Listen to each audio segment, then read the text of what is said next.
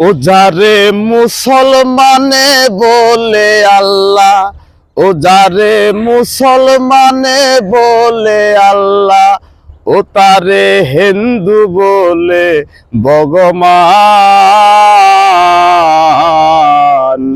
সবার মাঝে বিরাজ করে সবাইকে দেখাই সমান, সবার মাঝে বিরাজ করে সবাইকে দেখাই সমান।